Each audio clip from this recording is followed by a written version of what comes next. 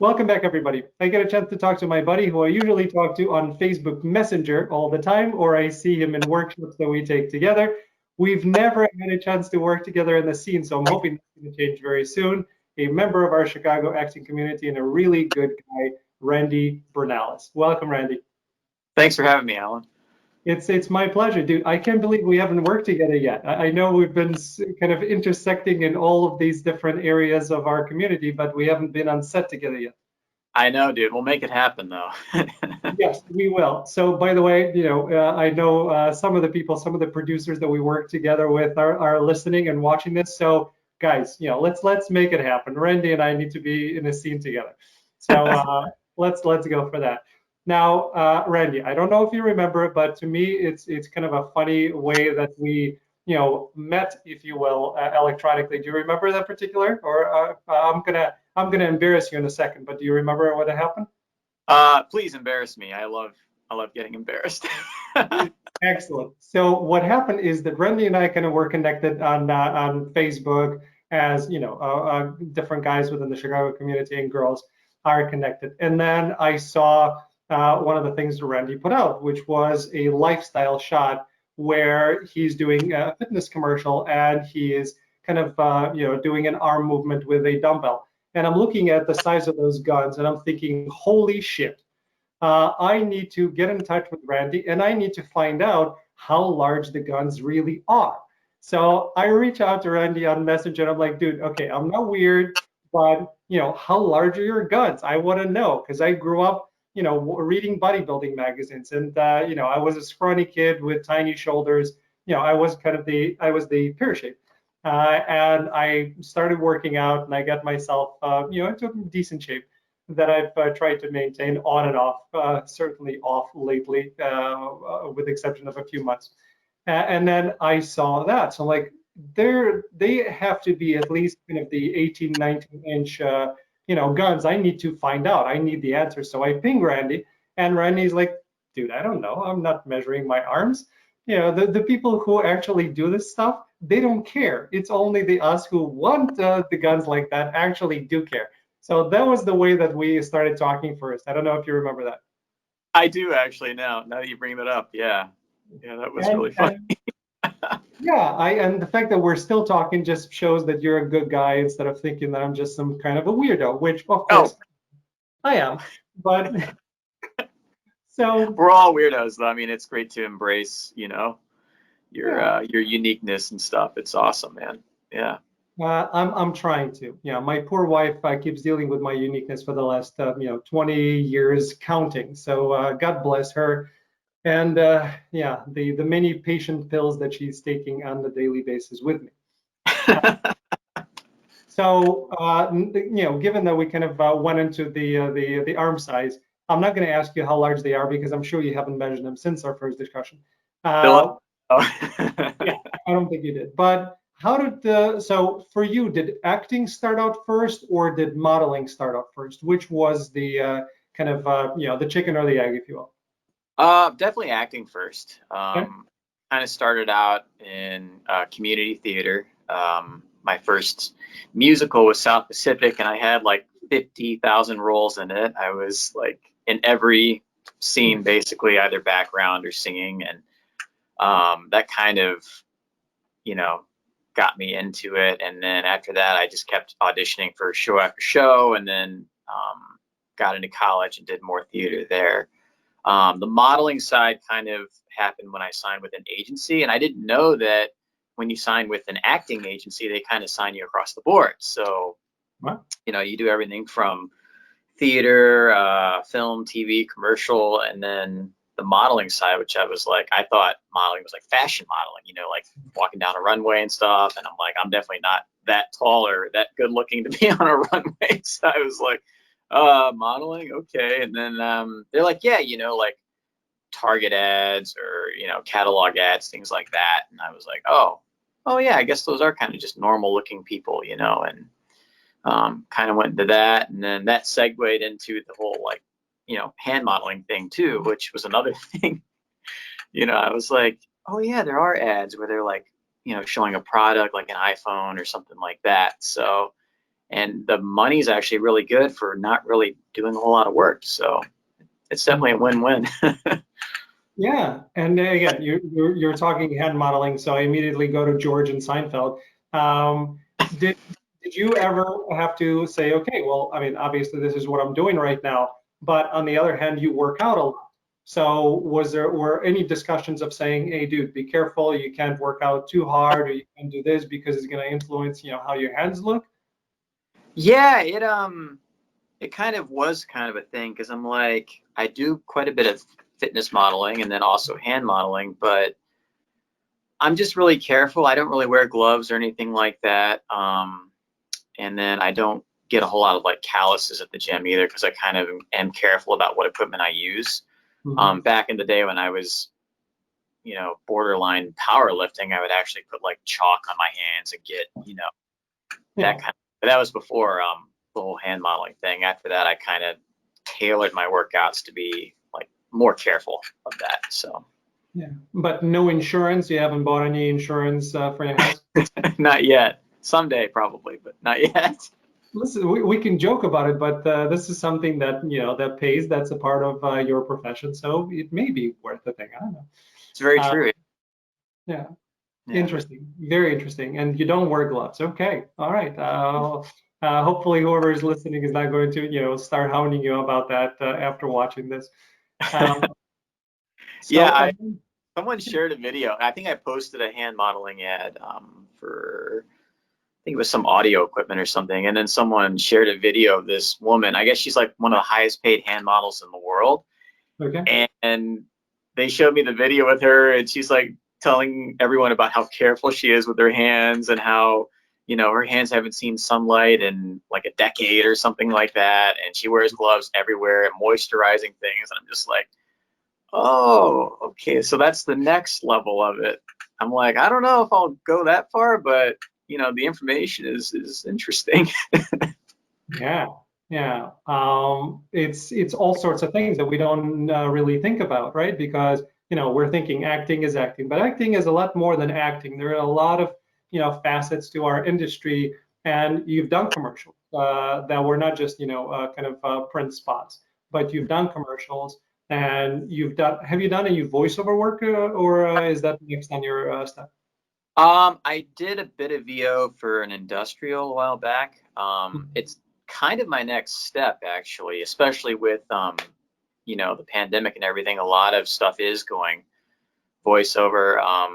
Sherry Shaw, our acting Mhm. coach, she's like a big advocator for like actors going into voiceover and getting equipment and stuff like that. So that's most likely going to be my next step. I have a lot of colleagues that do voiceover full time, and they're definitely willing to share tips on how to like set up and what equipment to buy and stuff like that. So yeah, that's definitely my next venture. Yeah, you need a demo. You need to kind of get some training. And I know you're the guy that's in all classes. Anytime I see anything offered, usually Randy is there as well. But for me, I'm in Vernon Hills, which again, for anybody who's not from Chicagoland, doesn't care. But Vernon Hills is about an hour from downtown. That's without traffic.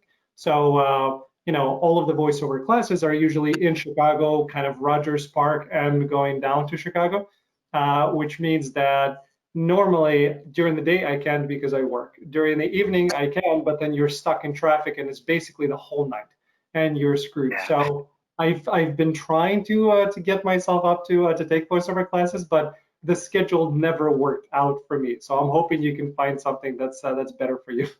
Yeah, I'm definitely looking into it. I know like Acting Studio Chicago and Green Room. I'm Yeah. pretty sure they have good offerings, and then Vagabond, obviously. Chicago's great. I mean, the resources for classes here are really nice because you get a good foundation, and then you keep building on it with the more advanced classes, and that goes, I guess, for on camera as well as scene study theater, and then I'll start at voiceover level 1 and work up from there. But they definitely give you a good starting point. Yeah, and again, you've been kind of to I don't know, probably not to all of the acting schools that are around Chicago because there are so many, but I know you've been at Vagabond. I know you've been at what used to be Blue Door Collective. Now it's the Forge Chicago. Where else have you been? Acting Studio Chicago, Yeah. and then Green Room. Mhm. Yeah, those are like the main ones. There are a few others that people have either referred me to or recommended, but I just haven't had time to like audit the class or look at them. Yeah.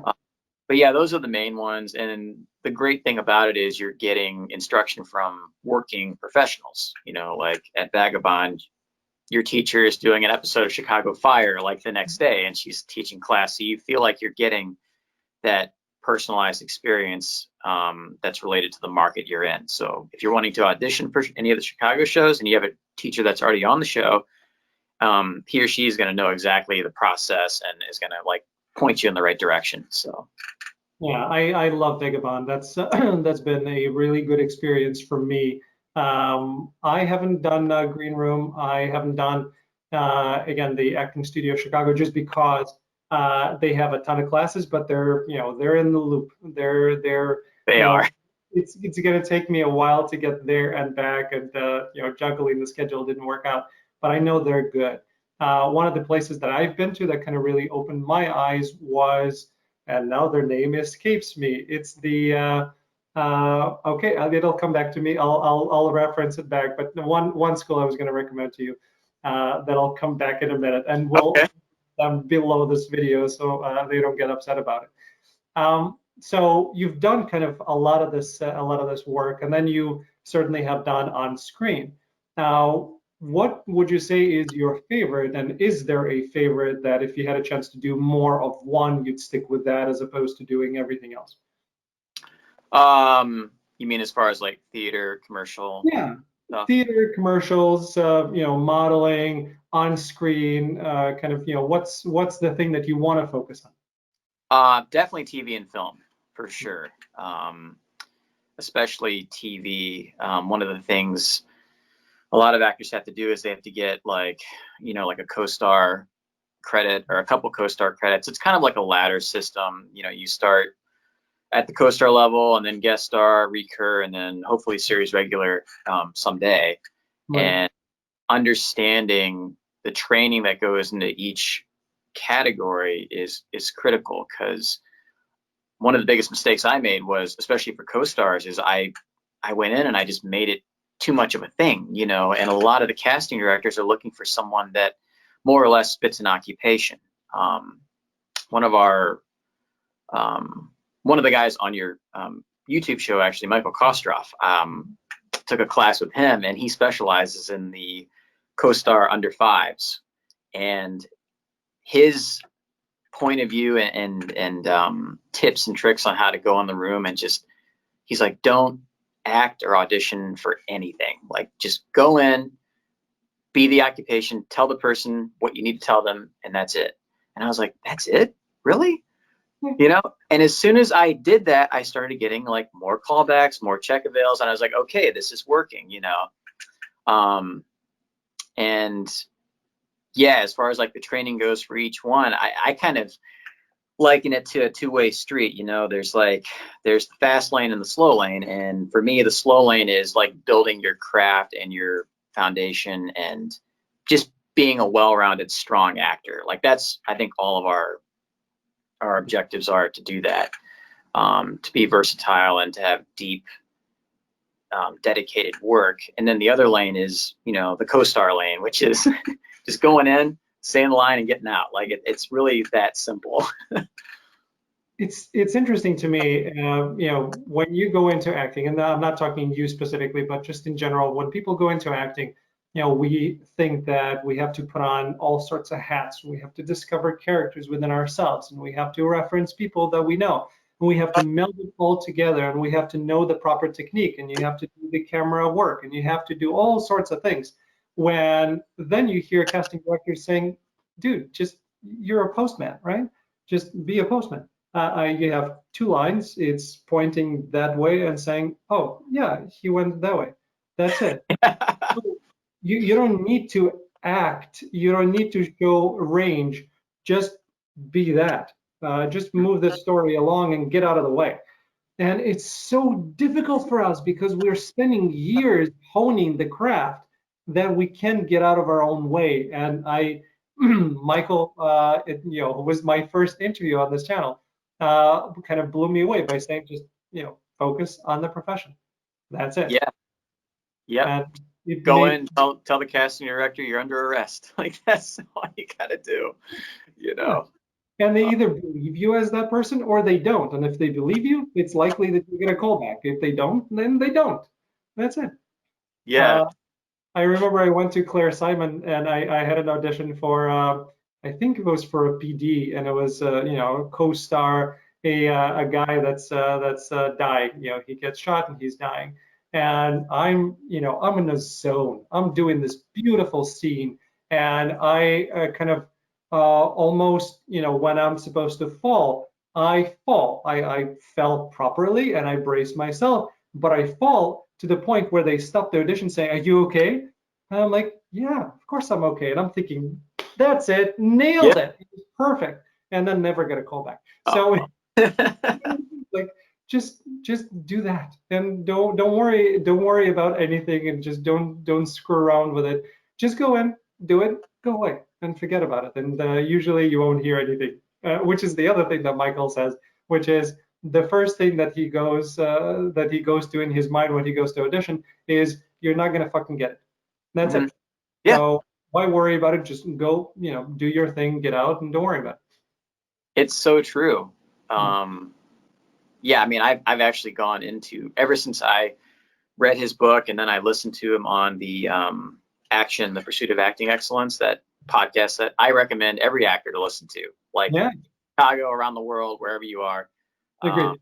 Lee Foster, he's the guy that's on it, and every person that he brings on is just phenomenal in the way that they share not only auditioning, but like on camera technique, stuff like that. But it's the nitty gritty, the nuts and bolts of what we do.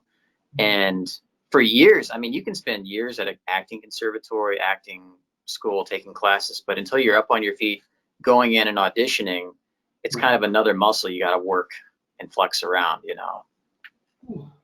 Absolutely. And Lee Foster was one of the guys that another one of our friends, Candace Rose, recommended Lee's podcast because I didn't hear about it. So she recommended it. As I said, I'm gonna start the show. She said, "It's interesting. It sounds kind of like what Lee was doing with his podcast." I checked it out. Michael Koster was one of the first people that I saw there. I listened to, and I reached out to Michael. So if it wasn't for Lee, Michael Kostroff would likely not be on my show, because I'm not sure that I would have had the cojones to get in touch with Michael and say, "Hey, be my first guest." So God bless Michael for being the beautiful person that he is and doing it. But Lee Foster was a guy who kind of got things started for me. So Lee, I thanked you before. I'm going to continue thanking you. Yeah. So with with you getting the co-stars, when you kind of climbing the ladder, so to speak, and you have some recurring things that you've done, what have you found on set that's different between you doing the job as a recurring versus you doing the job as a co-star or under five? Well, it's interesting. I've gone in for like the co-star guest star stuff, but my first kind of experience on set was with Conrad. So that's like a TV pilot that they finished the pilot. They're now pitching it to different networks to get a platform for it. Yeah, fingers crossed. But yeah, being on set and watching other actors work, they brought in like Harry Lennox from The Blacklist and Hisham Tawfiq from The Blacklist, and then Eric Roberts obviously is a legend. And just watching them work and just learning from that, I think was my biggest takeaway, because I was my first time being on a big set like that, and then just seeing them go in and out of scenes just effortlessly, and understanding like their framing and performance level and all that. Yeah, that was my biggest takeaway. So I kind of started there, and now I'm kind of backtracking too. I really want to book more co-star, guest star stuff. And yeah, my goal this year was to get like maybe 2 or 3 network credits, but with the pandemic, we're kind of waiting and seeing how that goes. The beauty of it though is everything now is mostly self-tape. So, Right. you know, if you're looking to audition for anything in like the Southeast or LA, New York, a lot of those they're still self-tape. So you're getting the same opportunities that most actors in those markets are getting, Yeah. you know. No, it's great. The traveling could be a problem, but thankfully, Illinois so far, knock on wood, we're not on the list of most states where you're going to have to go there and then be out of pocket for 2 weeks waiting to make sure. So hopefully, that continues, but hopefully all this stuff goes away soon and we can get to some level of normalcy if that.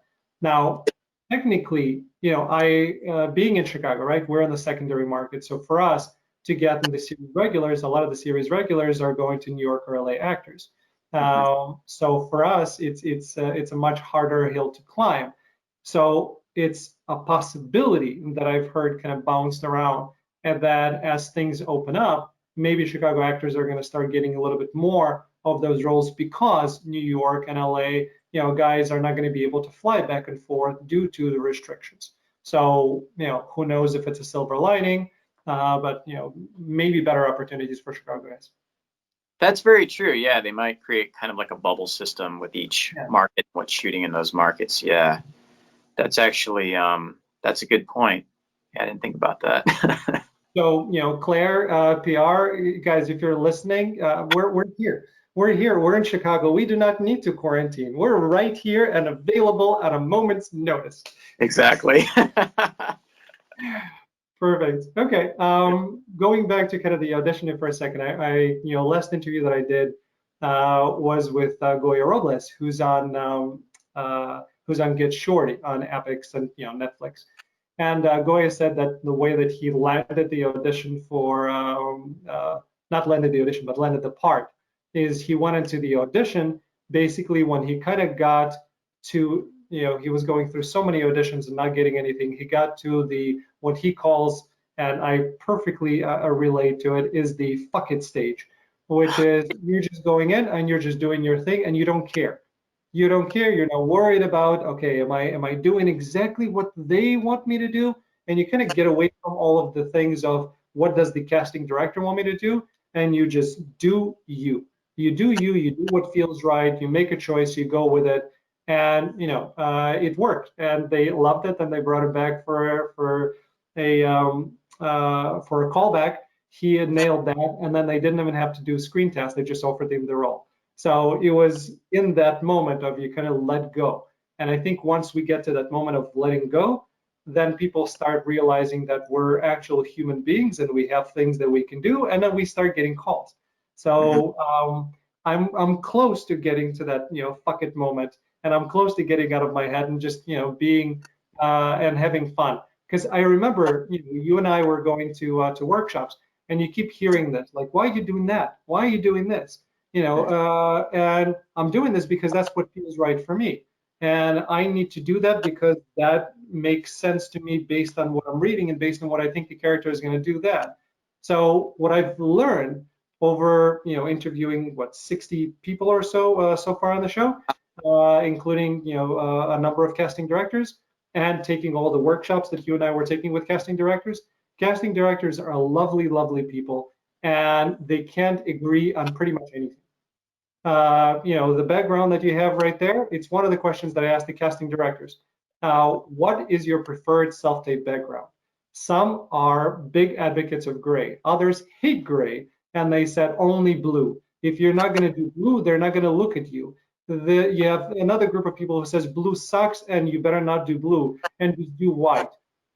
There are so many instances that I've had with casting directors where, we're watching self-tapes, and I'm looking at the self-tape just like they are, and I'm saying, okay, well, I definitely see that that's a choice. That's a predetermined moment as opposed to an organic one. And they're like, oh my God, that was so organic and so beautiful. I'm thinking, what the hell are you talking about?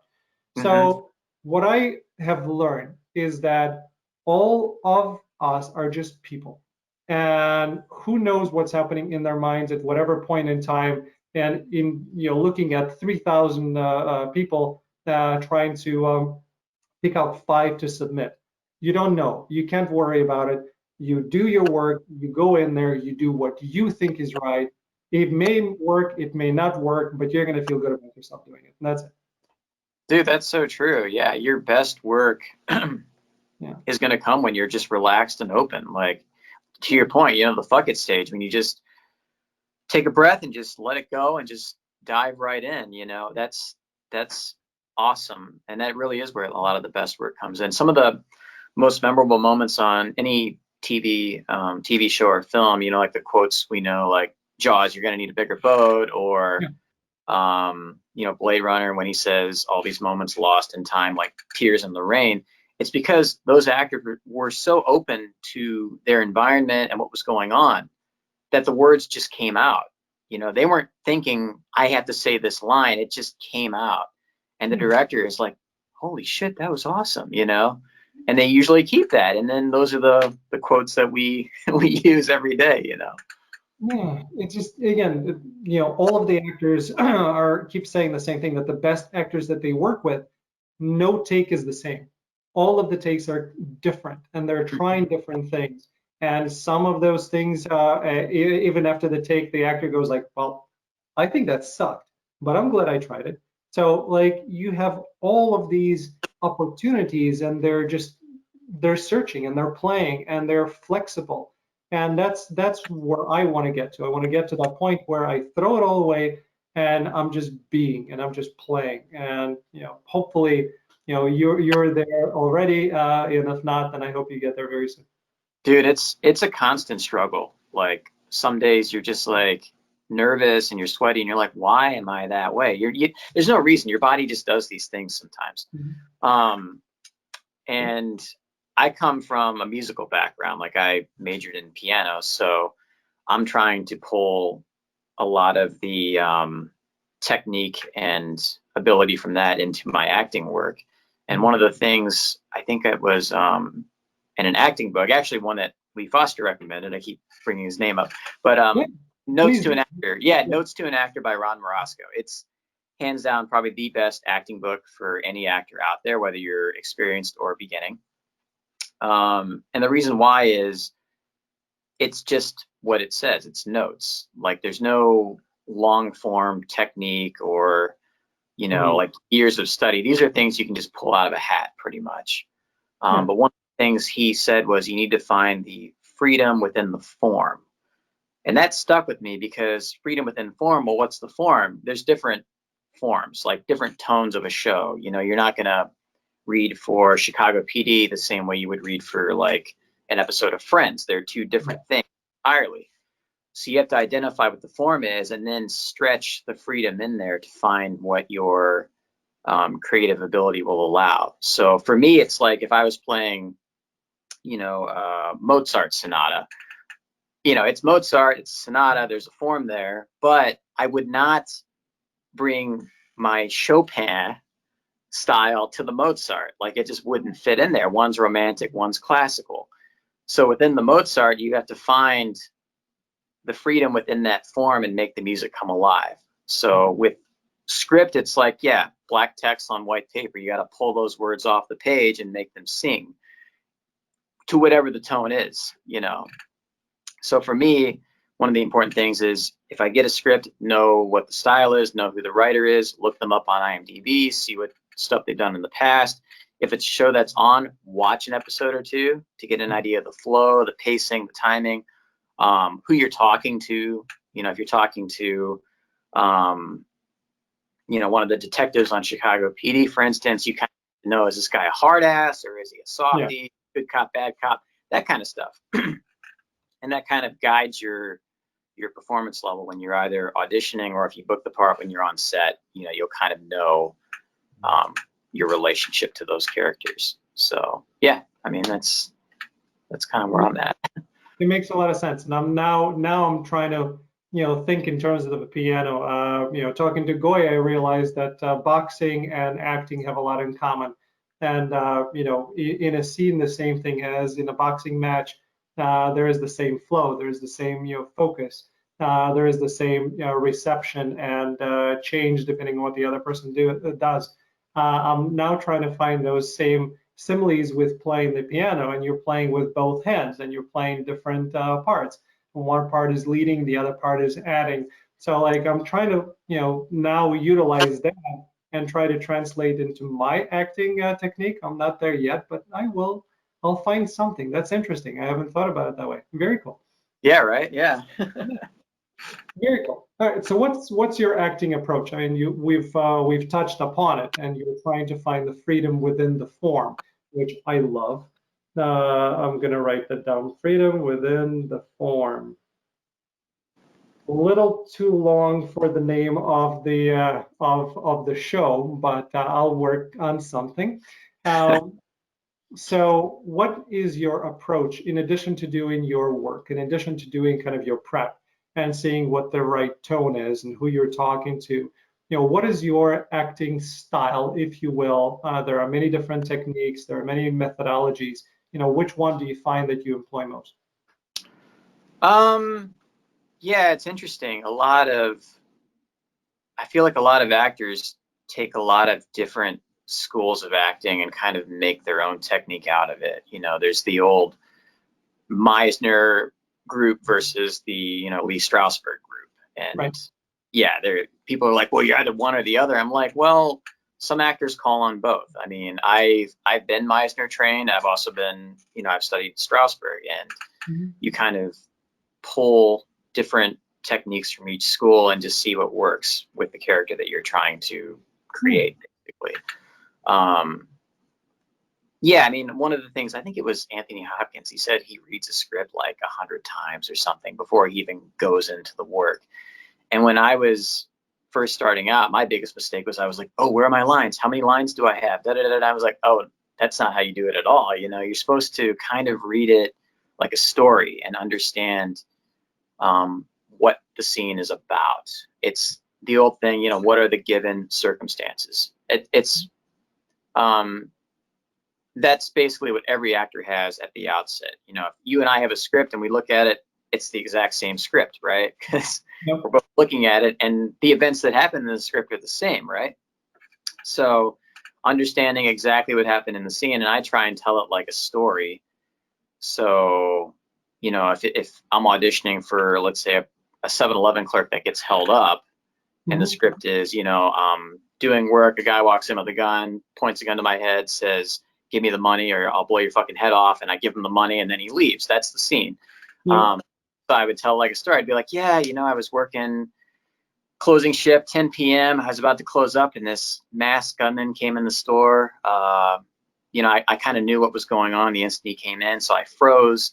He pointed a gun at me, and he said, give me the money, and I froze again. He's like, I'll blow your head off, and I just kind of instinctively opened the cash till, gave him all the money, and I was like, just take it all, just go.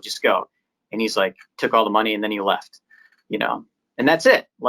And I just told a story, but now with that in mind, it's kind of in my body and it's in my thoughts, and I'm pulling like images of what the guy looked like, what the store was like, where I was. It's one of the biggest things that you need as an actor. And also, you had Warner Laughlin on earlier, and I love her book, Warner Laughlin Technique. Again, it's another tool set that you pull from. And I think one of the things she talked about was like character thoughts, and understanding what your character is thinking about moment to moment, even before the scene starts. It gives you kind of a launching off point. Yep. So I will like write down, 2 or 3 thoughts at the top of the page, and they're different thoughts, but they're kind of in the same world, and it kind of gives me something to think about before the scene starts, especially if you're doing a self-tape. If you're just kind of waiting for the other person to say their line in a self-tape, it just looks like you're anticipating and you're waiting. But if you're like in the middle of something, that's the best place to start from, especially if it's the polar opposite of where you're going. So if you're like, smiling, you're about to close up shop, and this guy walks in, you're going to go from like one extreme to the other, and they're going to see that shift, and that's usually what catches a lot of like casting directors or, anyone that's watching the self tape. They're going to notice within the first 5 to 10 seconds whether or not they want to keep watching, you know, because they don't have time to watch 100 tapes, so they're going to keep scrolling through, especially with where we're at now, where everything is self-tape. Like, they probably got maybe a couple hundred. Now they're probably getting thousands from all around the country, you know, for one small role. So you have to make very strong choices within the first 5 to 10 seconds. Yeah. Makes sense. And I love the story. I love the story element. It makes a lot of sense to me. I'm gonna steal that from you, and I'm going to be applying that myself. It's good because the analytical, you know, my analytical mind wants to. I come at it from a writing perspective, and I immediately, you know, want to go to it and say, okay, ooh, okay, this is the right thing to play at that particular time, and this is where the writer is going with it. You know, and that gets me into trouble. So telling it as a story feels much more organic, and that It works. does, and it will help you memorize lines a lot better too, because instead of, you know, I did this early on where I could literally see the script as I was talking to the other person, and that means you're not open and present, you're anticipating, and it just comes across as artificial and not organic, you know. So yeah, definitely doing that, and the thoughts too, man. I mean, imagery is really important, and again, that comes back to those two schools of thought. You know, if you're Strasberg, are you going to pull from an event that happened in your past and pull that image, or are you going to be more like Meisner and use the doing truthfully under imaginary circumstances, which is, you know, the truthfulness is I'm working at a convenience store. The imaginary circumstances, I'm getting robbed, you know, like one or the other. So yeah, you have to figure out which one you're going to pull. I love using like as ifs, you know, those are kind of a big thing with, I think Terry Knickerbocker in New York uses that a lot, as well as like Sam Rockwell. And the as if is like imagining what would happen if, you know, your mom had cancer and the scene is like you're at her deathbed, you know, instead of pulling a traumatic memory from your past, just imagine the as if, like how would that feel, you know, and start imagining the scene, and even like closing your eyes. Again, that goes back to Warner Laughlin, which is close your eyes and say it out loud, you know, and use all your senses. Like you have to use, you know, if you're in a room, what did it look like? What did it smell like?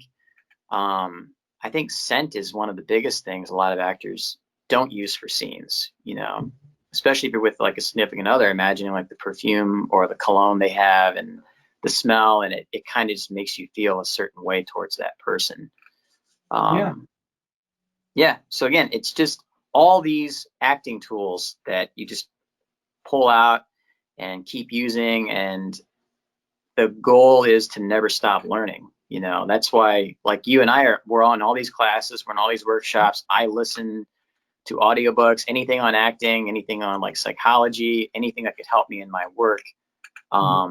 And I don't feel like I'm obligated to use it one way or the other. I'm like, okay, I will try that. If it works, great. If it doesn't, okay, there's something else, you know? Yeah. Black box acting was this school that that I was meaning to reference that came to mind.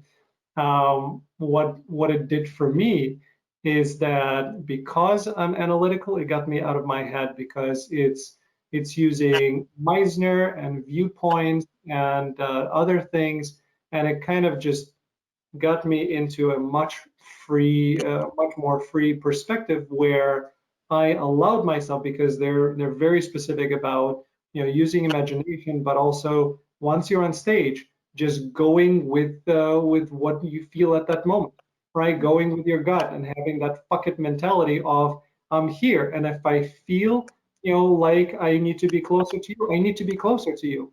If I am paying attention to you and your body language and your eyes are telling me get the hell away, I'm gonna go away, right? It's not but my script says I do. No, it's hi. What is this relationship like? And it got me completely out of my head. And by the end of the first kind of, not the first class, but they have three sections of it. The first level, you know, B1. By the end of B1, I was free to the point where, there was a cake in the middle of the scene and we were eating lettuce. And I just said, okay, well, I feel like eating cake right now. And I took a bite of the cake. Everybody was freaking out of how can you eat cake and lettuce at the same time? I didn't care because that's what I wanted to do at that moment.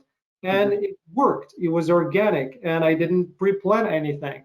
So that black box acting, that really kind of, ushered me into a next level of the actor that I am and getting me out of my head. So maybe something else for you to try. I'm not associated or affiliated with any school. I don't get paid for any endorsements. I'm just saying based on my experience personally. Dude, I come from the same background. I overthink the shit out of everything. Like, I'm very analytical like you. I'm very technical. I think that's one of the things, which is great for acting technique, especially like on camera technique. But I'm in class with Sherry Shaw right now. I've been doing her in her class for like a year. And yeah, it's gotten me definitely out of my head, more in my body. She's very much like getting this character in your body. And that helps me a lot. And then the whole thing about like, what's the environmental life of the character? Like, how are they in their environment? What's their behavioral life? How do they behave, when things happen to them? And then emotional life. Those are like the three kind of things that she pounds into the work, which is great. And yeah, just again, like I'm overly technical. Like I'm like, okay, my eye line's here. She's like, okay, Randy, I know that you're acting for the camera now. Just let it go. Like you're kind of approaching it from a director perspective, which is again another thing. Like if I'm directing a scene or shooting, because I shoot stuff as well, we're kind of our own cinematographers with self-taping now, and our own sound mixer and gaffer and lighting. We do it all now with self-tapes. So I'm kind of like thinking about all these components, and then I have to realize, okay, all this is set.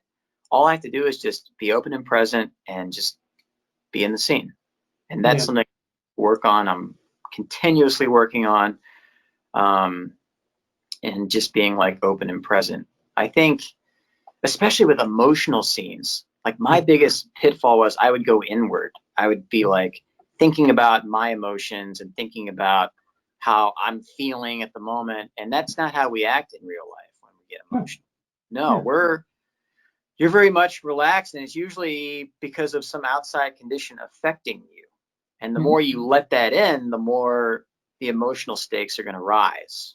There was, I think there was a scene with Vanessa Redgrave where she was on a set, and it was an emotional scene. And she told the director, she's like, okay, can I just get like a little bit of silence before the scene? And he's like, oh yeah, sure. He's like, quiet on set, give us a couple minutes here. What she was doing was she was opening up to her environment, and she heard music coming from a sound guy's headset all the way across the soundstage. Like that's how open she was, because she could hear everything.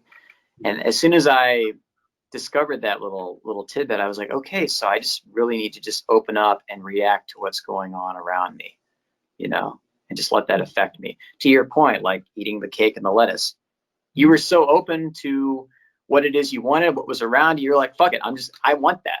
I'm going to get that. You know what? That's how I feel. And everyone's like, what? But guess what? No one else did that. You did that because it was a unique choice on your part. So yeah. It's the ability. It's again, we talk about, as actors, we talk about not acting but being. I was being in that scene. That was the reality of that moment for me as the character in that moment. So I'm going to give you one more technique that kind of I discovered for myself that I like. Since you're a techie, maybe this is something that you'll like. Maybe it's something you'll throw away, but at least another thing, because I haven't heard people talking about it. And if you have, the audience, guys, please put a comment down of the book that talks about it, because I'd love to read it. My own technique is, because I've heard so many people say, just be yourself, be yourself, be yourself. And then I hear being grounded. And then I hear that all of the characters exist within you. So instead of reaching outside and trying to pull that in and trying to make all of that work, I start here. So this is my foundation. And then what I do is I go into kind of the what if scenario, but I go from here. So what if at the age of 14, instead of coming to the United States, I stayed in Russia and I went into a volleyball team and I became a professional volleyball player. And now I'm a professional volleyball player. My posture is going to be very different. Here's what I'm going to feel like. I'm going to feel much better about myself. I'm a jock. That means that I've gotten this. I feel better about this. I wasn't a nerd growing up, not having any dates. I would definitely have had dates, so I'd feel better about this. And I am me, but I'm a different me. And then that allows me to look at the given circumstance from the perspective while still being grounded in a reality, because I'm me, but I'm a different version of me. So it's this kind of multidimensionality of what if with your own life, because any step that we take in any direction is going to be a completely different you. But some things are the same, some things change, and then I kind of go in there, and then I am this guy and I'm this guy. So to me, it feels grounded, it feels organic, but I am definitely a different person. Just even talking about me taking that path of being a professional volleyball player, I feel different. Those of you who are paying attention to my eyes are going to see that there's something different about my expression. So that's the cool part. And then it's easier to kind of throw that away, because we as actors sometimes get so freaking deep into something, it's hard to take it away. Then you always know where your anchor is, because you know who you are and your experience, as opposed to that, in my case, the professional volleyball player. So something else to play with. I don't know what that technique is called, the multidimensional me.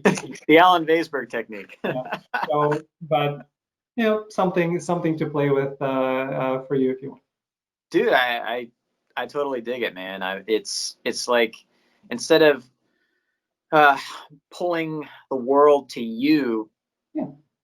put yourself into the world. Because the world is a much bigger place. It's still you, like it's still you, Alan, but you're in a much bigger world, and you're in the world of the volleyball player, or whatever profession you're going for. If you're a co-star and you're going in for a cop, you're a cop in that world, or you're the suspect getting interrogated. Just be in that world, be open and present, and just live that life. That's what it's about. Yeah, and again, me as the criminal, right? I'm the nice guy that hasn't hurt anybody in his entire life, but me as the criminal, meaning, hey, something happened, whatever. You kind of pick a point. Something happened that led me down to that path. I'm still inside, a decent guy, but because of that, the society views me as this criminal because of something that I did, and now I'm being interrogated.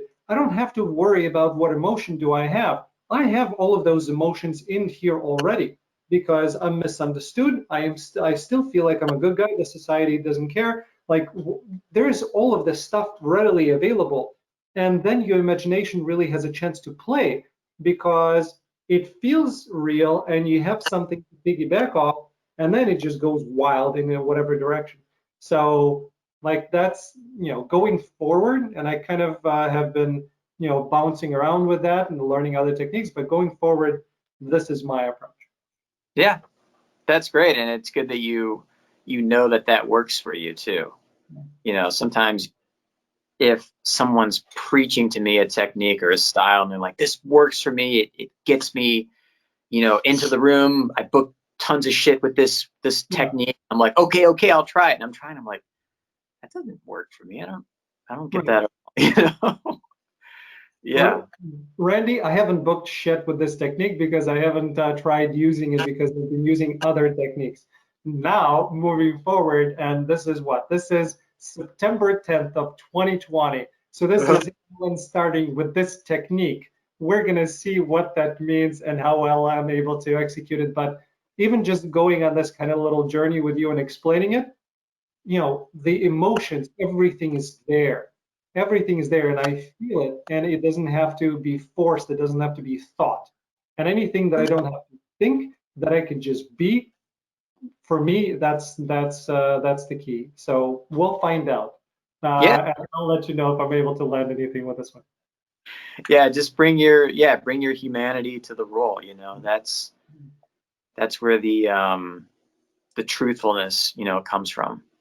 Yeah. Uh, that's another thing too. A lot of actors are like, you know, you have to be truthful and open and honest, and some people have difficulty with that. Like, either they've been lied to or betrayed, and they don't want to be open and honest. So, what's the flip side of being open and honest? It's not bullshitting. So, okay, well, if I have trouble being honest, how about just not bullshitting? How's that? You know, and some people are like, oh, I can do that. I can not bullshit. And then they get in from that way, you know? So yeah, whatever way in you have, and you feel relaxed, and more importantly, like you look like a human being going through something, that's what we want. That's what everyone wants to watch on screen. You know, like when they see like DiCaprio drowning in the North Atlantic, they're like, yeah, I know it's DiCaprio. I know he's on a set. I know he's da da da da, but I'm still crying my eyes out because I'm seeing a human going through something, you know, and I know it's fake, but he believes what's going on around him is true, which makes me believe what's going on around him is true. So it turns up emotions. Yeah, it's a shared experience, and that's Yes. really what we're all after. Very cool. Well, thank you, my friend. It's a pleasure talking to you. You know, all the things I thought I knew about you, I've learned a lot more during this conversation. So I'm glad that we had an opportunity to tape it, and I can go back and learn from it and try to find my freedom within the form. Yeah. So thank you, thank you, thank you.